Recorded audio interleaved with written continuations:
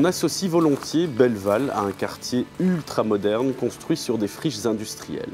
Mais Belleval, c'est bien plus que ça. Peu de gens le savent, mais le quartier se trouve au cœur même d'une réserve naturelle labellisée par l'UNESCO.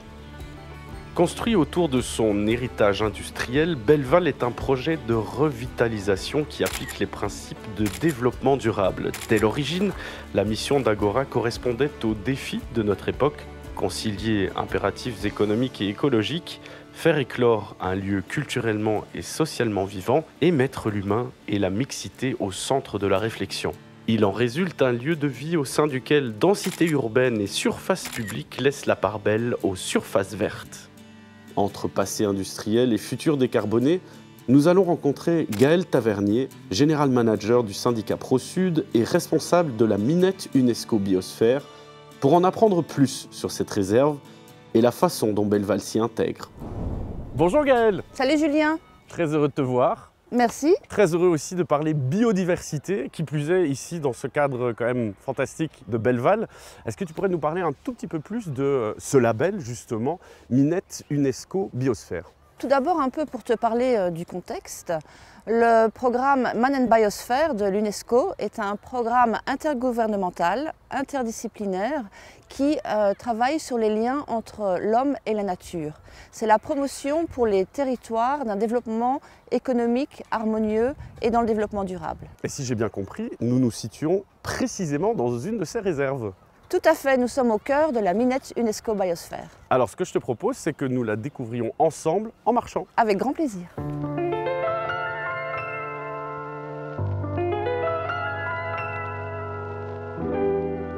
Alors j'imagine que tout ne s'est pas fait en un jour.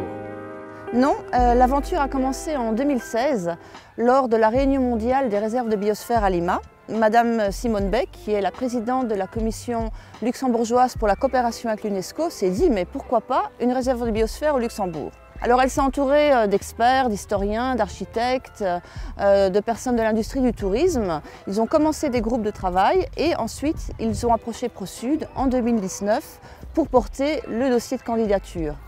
De là, nous avons été labellisés en octobre 2020.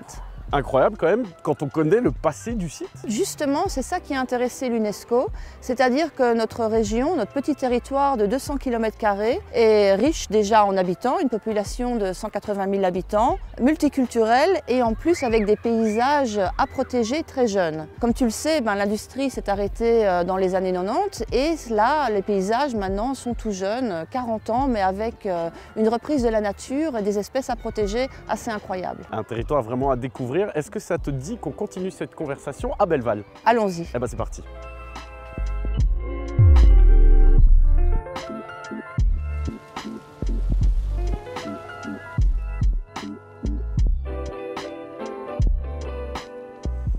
Nous voici enfin arrivés à Belleval, après cette belle promenade. Quel est justement le rôle de ce label Minette UNESCO Biosphère? Tout d'abord, il faut préciser que la réserve de biosphère, elle existe grâce à la volonté politique des 11 communes de la région sud et le soutien du ministère de l'Aménagement du Territoire. Une réserve de biosphère, c'est une vitrine. C'est une vitrine non seulement pour le tourisme durable, pour des projets d'éducation à l'environnement, pour la promotion des produits locaux, mais aussi une fantastique plateforme d'échange pour les services techniques et écologiques des communes, pour réfléchir à l'aménagement du territoire, pour réfléchir à l'urbanisation et à créer une vision territoriale partagée. Alors on parle souvent de réserve, on se situe ici à Belleval en plein dans cette réserve. Mais tout à fait, Belleval est en plein dans la réserve et ce côté justement d'urbanisation est extrêmement important parce que dans cette réserve, la population habite juste à côté des réserves naturelles qu'il faut protéger. Donc on est vraiment dans le volet homme et nature. Les résidents, les gens qui vivent ici, ont-ils été aussi interrogés? Est-ce qu'on leur a demandé ce qu'ils pensaient du projet et est-ce qu'ils ont été inclus dans la conception de tout ce concept? Oui, on a mené une large consultation citoyenne dans les 11 communes et aussi dans des écoles.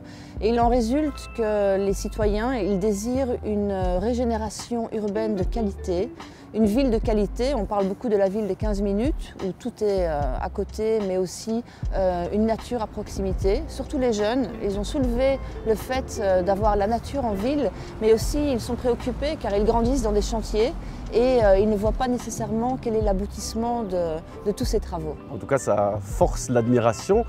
Et justement, qu'est-ce que ça t'inspire pour le futur et pour Belleval? Écoute, le futur, c'est l'urgence du présent, c'est-à-dire réfléchir à la manière dont on consomme le foncier, réfléchir à l'imperméabilisation des sols, c'est-à-dire moins de béton, plus de nature, et surtout que la nature ne soit pas un objet que l'on consomme, mais un sujet à part entière. Eh bien, en tout cas, merci beaucoup pour cette belle promenade et cette belle présentation. Mais merci à toi.